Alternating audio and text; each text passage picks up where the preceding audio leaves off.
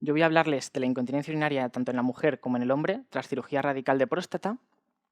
Para hablar de la continencia urinaria, primero quiero destacar a nivel muscular, el suelo pélvico no trabaja de forma aislada, sino que es una unidad funcional junto con la musculatura profunda de la pared abdominal, los multífidos espinales y el diafragma torácico, que juntos van a responder a cambios posturales, a aumentos de presión abdominal y a desequilibrios que se dan a lo largo del día en nuestra vida diaria. En el tratamiento en la mujer quiero destacar esta revisión Cochrane, publicada en 2015, en la que tras revisar 21 estudios, los autores llegan a la conclusión de que el tratamiento del suelo pélvico debe ser incluido como primera línea de tratamiento conservador en mujeres con incontinencia urinaria. Y además, volviendo a citar, como ha hecho mi compañero, las guías de práctica clínica, destacar que siempre que el tratamiento sea supervisado, haya un fisioterapeuta presente en estos tratamientos, el beneficio que van a tener estas pacientes van a ser aún mayor. Y esto tiene nivel de evidencia máximo con grado de recomendación clínica grado A. Respecto a los tratamientos que podemos hacer, pueden ser tratamientos directos de hipertrofia de la musculatura, mejorar la fuerza, la resistencia y el control, o tratamientos indirectos a través de la pared abdominal, del transverso del abdomen o de la postura y los desequilibrios. Al final, tratamientos directos e indirectos tienen que tener como objetivo final el trabajar de forma lo más fisiológica posible. Es decir, tenemos que ir buscando el aumento de la presión abdominal, que es con lo que trabaja el sistema a diario. ¿Vale? ¿Cómo hacemos esto? Tenemos que ir aumentando la carga progresivamente según la capacidad de nuestras pacientes y la única manera de llegar a eso es a través de la supervisión. En el hombre, la cirugía radical de próstata, como sabemos, es la principal causa de incontinencia urinaria y esos índices van a variar dependiendo de la técnica escogida, de los factores propios del paciente como la edad, la fuerza y grosor de la musculatura del suelo pélvico, si ha tenido radioterapia previa o no, y factores dentro de la propia intervención como pueden ser la longitud uretral, la integridad del esfínter uretral externo, presencia de fibrosis. Esta gráfica la he puesto para señalar que la evidencia científica en el hombre es mucho menor que la publicada en mujer. Pero con el paso de los años la bibliografía ha crecido exponencialmente y a día de hoy tenemos muchos datos positivos a favor que respaldan la fisioterapia para la incontinencia urinaria en el hombre. Voy a hablaros del tratamiento preventivo previo a la cirugía de próstata y quiero señalar este estudio retrospectivo en 2015 en el que observaron que los pacientes que habían hecho ejercicios de suelo pélvico previo a la cirugía tenían un riesgo significativamente menor de padecer incontinencia inmediatamente tras la retirada del catéter y a los 3 meses tras la cirugía. En esta revisión con metaanálisis se revisan 11 estudios y se encuentran con 6 de ellos con beneficios muy significativos en el tratamiento preventivo y 5 en los que los resultados no son muy favorables. Y al hacer el metaanálisis vieron que el riesgo de incontinencia es un 36% menor en los 3 primeros meses de la cirugía. En cambio, los beneficios a largo plazo aún no terminan de estar claros.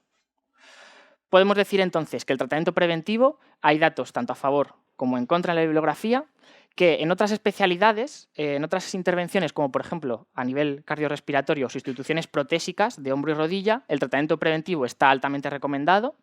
Y, ya que un porcentaje importante de los pacientes van a recuperar la continencia por sí solos, tiene sentido y es prudente recomendar el tratamiento preventivo a aquellos pacientes que reúnan altos factores de riesgo.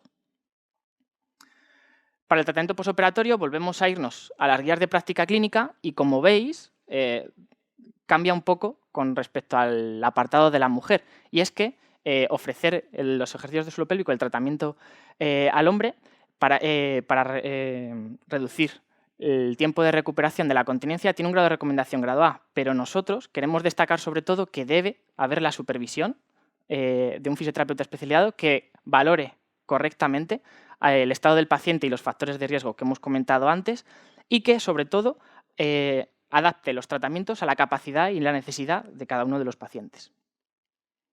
Quiero mostraros este estudio de Catherine Moore, publicado en 2008, en el que se asignan 2 grupos. Un grupo de tratamiento, con tratamiento de fisioterapia supervisado, contra un grupo control, en el que se les da a los pacientes instrucciones verbales y escritas de qué es lo que deben hacer.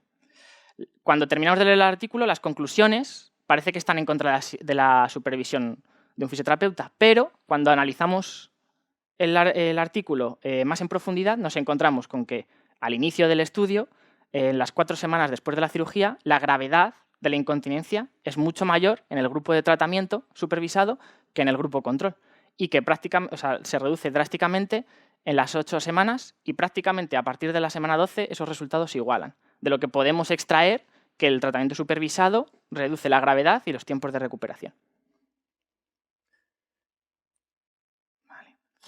Este estudio también, del mismo año, con un protocolo muy similar, encontró que a los 12 meses el grupo de tratamiento que había hecho fisioterapia tenía un riesgo del 20% menor de padecer incontinencia urinaria. Y estos artículos, estos recortes que os pongo aquí, son otros estudios que también tienen beneficios significativos con el tratamiento de fisioterapia y que destacan la figura de un fisioterapeuta en ellos.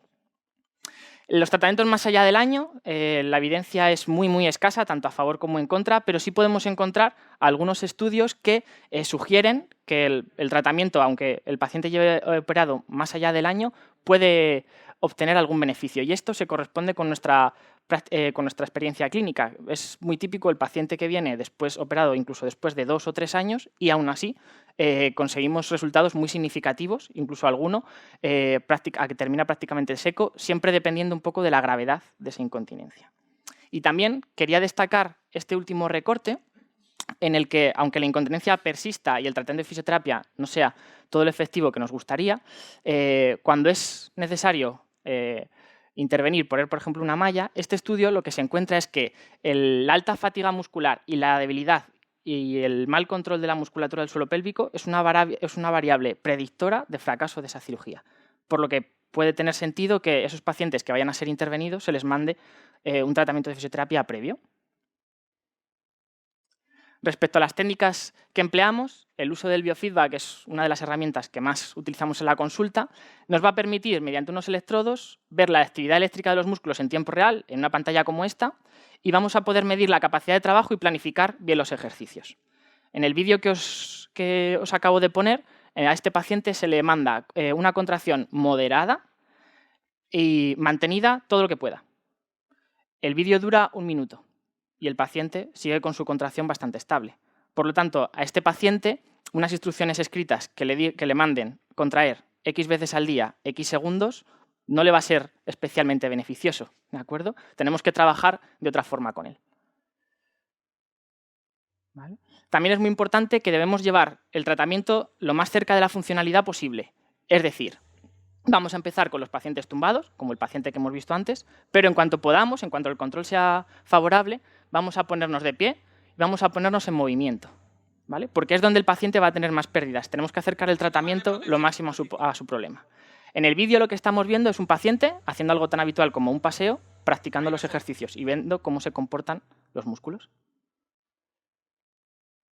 Como ha dicho antes mi compañero, hay estudios que demuestran que las mujeres que desarrollan incontinencia y en pacientes operados de próstata, las vías supraespinales que controlan esas estructuras de la continencia cambian, se alteran, y el biofeedback puede ser una herramienta para devolver ese correcto control.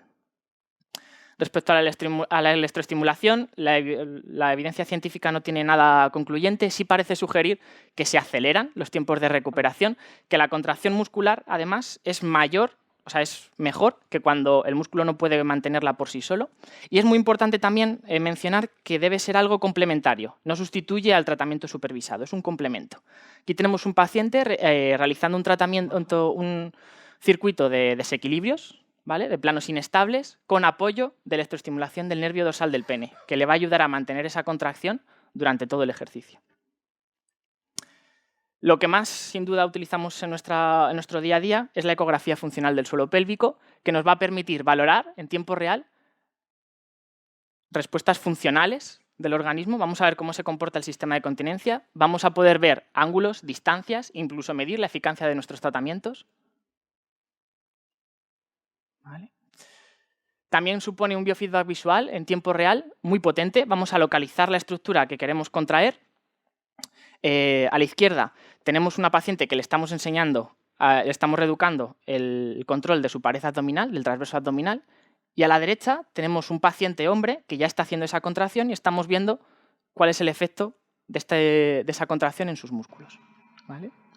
También nos va a permitir iniciar el entrenamiento funcional. Vamos a poder integrar maniobras, generar una automatización de maniobras de protección que los pacientes pueden realizar en los momentos donde tienen mayor pérdida, como un esfuerzo, un cambio postural.